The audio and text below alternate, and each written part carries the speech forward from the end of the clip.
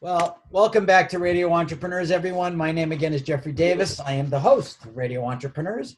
I'm also the founder, CEO of Mage LLC. That's my management consulting firm.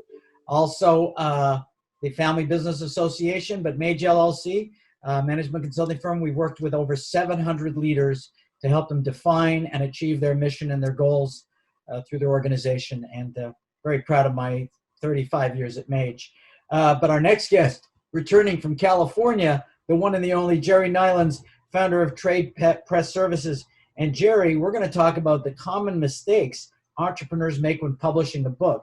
And you know, my publisher's in California. He's quite a character. Is he? So, yeah, well, I didn't know you when I met him. So what are the mistakes I'm already probably making? Well, first of all, how long did it take you to write your book? Much longer than I thought it was going to take. I had a co-author, and we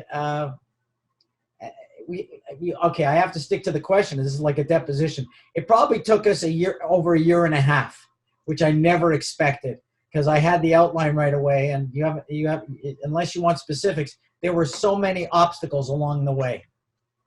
That's right. And one of the challenges that book authors have is that they don't have realistic expectations. So that's mistake number one. And realistic expectations can have to do with the length of time it's going to take, the investment of resources, and not only time, but brain power. And then what happens afterwards in terms of finding a publisher or not, or self-publishing, and then the graphic design, and then the proofing. So that's one of the mistakes. A second mistake is not to do your homework. Have you researched the types of books that might be competitive with your theme? You know, what are other authors saying? You know, has it been said before? How will your book be different? So that's a second mistake. A third mistake really has to do with your ability to storytell. You know, are you just going to lay facts and figures out for people and think that will be interesting and engaging? Probably not. So that's yet another mistake that authors make when writing their books. So that's a good start. Do you want me to check off the list of all the things that you said that happened to me? Well, you know, I'm not surprised, because there are a lot of people who think they have a book in them. And it's especially true for thought leaders, consultants, trainers, people in the service business. But they don't often do their homework. And so I think that can be a challenge. Well, I know I have a book in me. And when you work with over 700 organizations in your career, you come up with a lot of stories. And I've always said that if I actually did do a tell-all, everybody would think I was lying, because I think fact is stranger than fiction. And Right. I see many stories on television all the time. I think I could write, for TV stuff, but I had to sort of not do a tell-all, and I had to keep it clean. That was kind of interesting. I couldn't tell all my stories, but I had trouble with my cover because I was very clear what I wanted graphically. I'm a true entrepreneur. I can be very controlling, and I knew exactly what I wanted. But even more so, I think what you're saying, there were, besides the edits, it was hard. It was a lot of copy edits. I remember my discussions, I'll bring this up to you, with the lawyers of the publisher. They got on the phone and they had something like 113 edits to my book. And The I said to them, I beg your pardon? Lawyers? Lawyers. The publisher's lawyers. And I said, you just gutted my book. Where's the book? And by the time I was done, we only made 6 edits. But I had to argue through 113 or so edits, and it was ridiculous. And I had sign-offs from everyone in my book. And, that was a problem. Anytime you get lawyers involved, it's always a problem. Lawyers know how to break deals. I love lawyers, but they're so hyper cautious. It can be awful. Well, they have to earn their retainers. That's the problem. I've had that problem many times in my own career and also with my clients. When I see a lawyer on a retainer, an attorney on retainer, I get very nervous that we're going to be spinning our wheels regardless of what the topic is. I think that's true. And I think that there are some authors who are now looking more into self-publishing as an option as opposed to traditional publishing, because you have more control over the content and it can go faster. But faster isn't always better. We were working with one self-publishing group. We had 53 cover designs because they couldn't listen.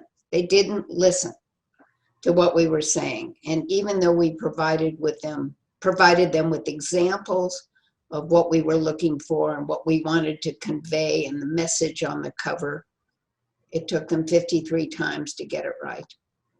Well, it wasn't 53 times my book, but I did want my great-grandfather's pocket watch on the book cover. And there was a significant reason why with the theme of the book. They had to get it right. And the photography, I did the photography with a professional photographer. It was somewhat of a problem.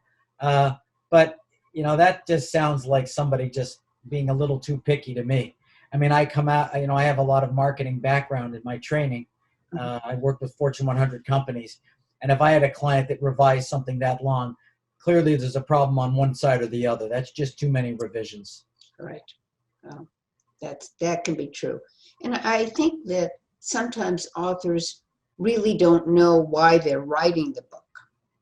Or if they do know why they're writing the book, they get it published and then it sits on the shelf because they don't market it. And I think that's a problem. Well, you know, one of the biggest disappointments in my book was that, because I wrote about 6 entrepreneurs and their experiences with adversity, which is a good message for today.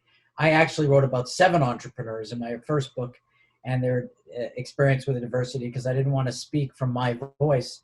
And I'd always thought the best chapter of all was excluded from the book because right at the last minute, that person got kind of embarrassed and didn't want to go public with their story. It was more about embarrassment. It was just the chapter was so glowing about his accomplishments and his thought leadership, and he got shy. And it was always a shame. And I've gone back to him many times over the years to talk to him about it.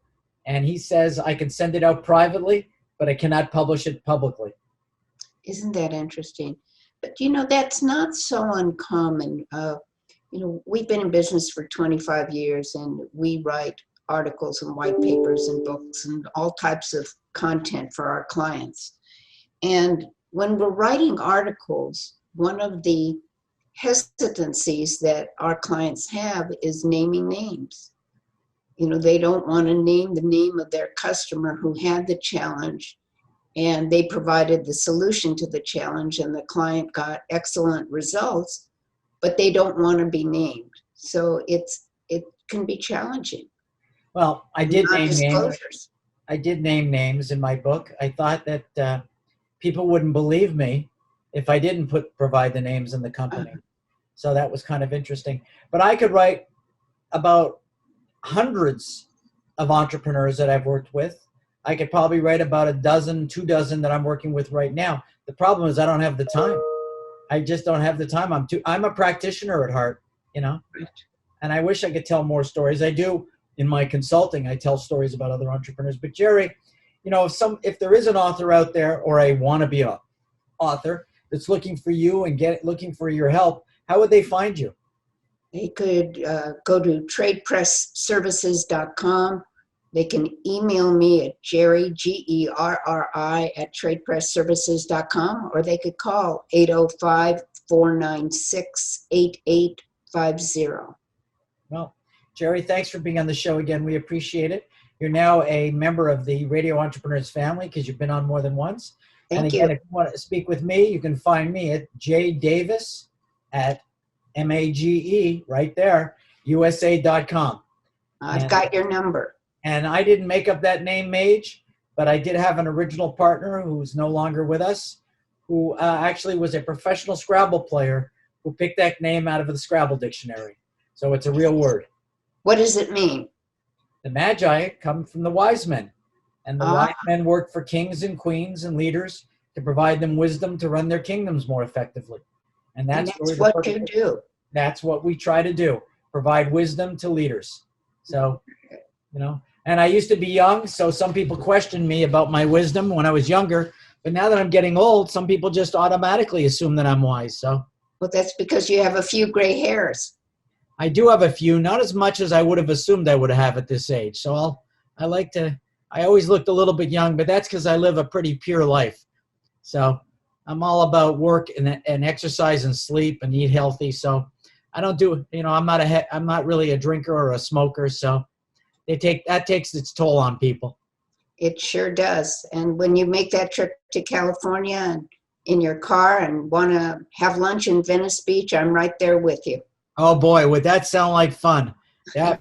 Believe me, that's why I bought the car I have. I thought I was going to be doing some major road trips, but now road trips, I'm going to have to wait till maybe towards the end of 2021. So, Gerri, thanks for being on the show. We appreciate it. Have a good day.